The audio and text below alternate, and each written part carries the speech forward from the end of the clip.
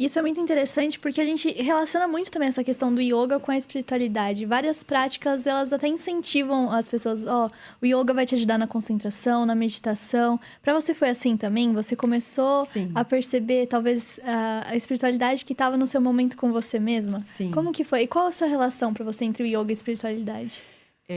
Bom, aí a gente vai entrar um pouquinho na parte filosófica mesmo, né, para a gente tentar explicar a parte espiritual.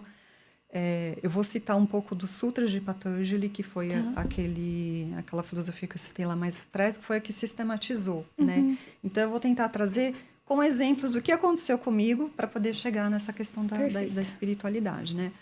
Porque, assim, eu entendo que espiritualidade, ela não é uma religião, e o yoga não é religião, né?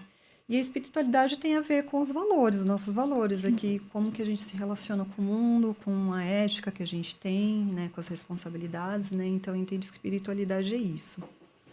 Então, dentro dessa filosofia, ele vai falar... porque, assim, um dos objetivos também do yoga é diminuir o sofrimento humano. Tá, isso é um dos principais objetivos. E ele vai citar cinco sofrimentos que a gente tem. Então, ele começa falando sobre a ignorância, a dificuldade de você enxergar a realidade de fato como que ela é. Então, a ignorância começa por eu não me conhecer, eu não saber quem eu sou. Então, se eu não sei quem eu sou, fica mais difícil ainda me relacionar com o mundo, né? E a ignorância, o não discernir, ele vai ser a causa dos outros também. Sim. Depois vai vir a falsa identidade que a gente tem, de tipo, quem sou eu? Você já se perguntou, quem sou eu? E é uma pergunta difícil de responder, e às vezes você não quer saber tanto a resposta assim, né? Pois é. Então, se eu perguntar quem sou eu vou falar, eu sou a Janaína, me chamo Janaína, eu tenho 43 anos. Eu sou branca, eu sou loira, sou professora de yoga, acho que eu já falei. Eu sou esposa, né? Sou casada, tenho 2 irmãs. Acho que é isso, né? Acho que eu sou isso. E, na verdade, você não é isso. Mais, né? Você está. Agora eu estou professora, agora eu estou esposa. Então, a gente assume papéis. Então, a partir do momento que você se identifica com todos esses rótulos, a gente tem uma percepção errônea de quem a gente é. Então, eu não sou o meu ego, e o ego não é ruim, como muitas vezes se coloca. O ego é ruim. Não, ele é essencial. O problema é o egocentrismo, né? Aí sim. Eu não sou a minha mente, eu não sou esse corpo. Isso tudo são posses. Tudo isso é meu, mas eu não sou isso. Então, quem sou eu? Eu sou a consciência. A consciência que experiencia tudo isso. Então, a meditação, né, vamos imaginar que a meditação é a sua consciência observando tudo isso. Observando a sua mente, observando o seu ego, observando as suas relações. Então, é como se... Eu sempre falo assim, imagina um outro seu de você aqui se olhando, né? Então, a meditação ela vai trazer essa profundidade.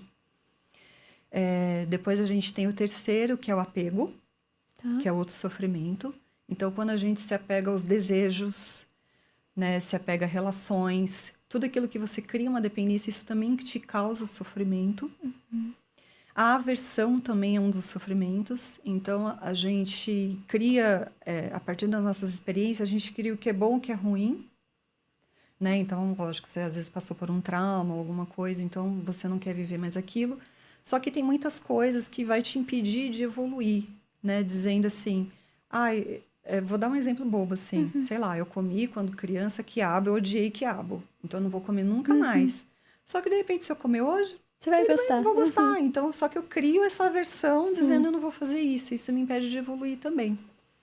E, por último, o medo. O medo da morte, né? Ele fala muito sobre o medo da morte, da gente encarar isso com mais naturalidade. E o medo que te incapacita de fazer as coisas, né? Então, esses são 5 sofrimentos. E todos eles estão enraizados na ignorância. O fato de você não entender. Então, assim, quando eu li sobre isso, né, trazendo para minha vida, né, então, primeiro, eu não me conhecia, eu não sabia como funcionava a minha mente. como que a ansiedade, né, me trazia esse estado. Eu não conseguia entender. A falsa identidade, eu me identificava, inclusive, que eu era a ansiedade em pessoa, e a minha psicóloga ela até me corrigia, você está ansiosa, você não é a ansiedade, né? A aversão também, por exemplo, quando eu recebia oportunidades de emprego, de outras coisas, né, que eu poderia estar, né, experienciando, eu pensava, não, eu preciso me manter segura aqui nessa empresa. Sim. Então, o apego que também que eu tinha com aquele emprego, eu não me permiti vivenciar, né, outras coisas. E o medo, eu era muito pautada no medo. Eu tinha medo de tentar outras coisas. Eu podia, há muito tempo atrás, ter inclusive tentado outra profissão, Sim. mas eu não conseguia me ver nisso. Tá. Então, assim, quando eu li sobre esses 5 sofrimentos, né, que leva, né, essa vida complicada, né, eu me vi em tudo isso. Eu me vi em tudo isso. Aí você fala, tá, mas onde está a espiritualidade ainda, né? Então, dentro ainda dessa filosofia, ele vai falar o que você tem que fazer, então. Vamos lá, vamos ver qual é o caminho disso tudo, né? E aí ele vai falar de 8 passos, né, do yoga. E esses 8 passos ele vai falar dos yamas e niyamas, que são preceitos éticos e morais. Tá. Que aí eu acho que começa a entrar bem a espiritualidade, né? Porque ele vai falar, vou citar alguns aqui, que é bem legal. Ele fala da não violência. O que seria a não violência, né? Então, a não violência com qualquer outro ser e com você mesma. Então, não se violentar em gestos, palavras, ações, pensamentos. Então, quando a gente pensa, né? É o que eu falo, a mente é uma loucura, é um cavalo louco. Que você precisa ali tentar se harmonizar com ele. Às vezes não é nem controlar, né? Porque se a gente prende muito aí que ele vai se debater mais, né? Então, você não se violentar em pensamentos também, né? Sabe quando você se degrine muito, né? Sim. Né? Você acha que você não é capaz, enfim. Em palavras também. Então, eu me deixei ser violentada em vários sentidos, né? Tanto no meu lado profissional, né? Eu não sabia falar não, eu trabalhava até tarde, eu me doava, eu praticamente dei minha alma na empresa, né?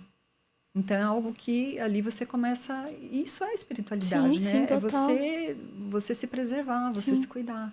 Então, ele vai falar da verdade também, viver a sua verdade, a sua essência. Vai falar sobre não cobiçar, não roubar. Ele vai falar sobre também o caminho do yoga também. Ele precisa ter disciplina, ele precisa ter o desapego, ele precisa viver a gratidão também, o contentamento. Enfim, existem vários, né? Então, ele começa a mostrar ali um caminho que você vai viver para amenizar esse sofrimento. A gente nunca vai estar livre. A gente nunca vai estar livre desses sofrimentos, né? A gente vai estar sempre enredada. Eles podem até estar ali calmos, né? Mas eu falo que a gente vive pautado no sofrimento mesmo. Se a gente for observar cada ação que a gente faz ali, a gente está pautada, mas a gente, tendo ciência disso, né? Você começa a se relacionar diferente, né? Com o mundo.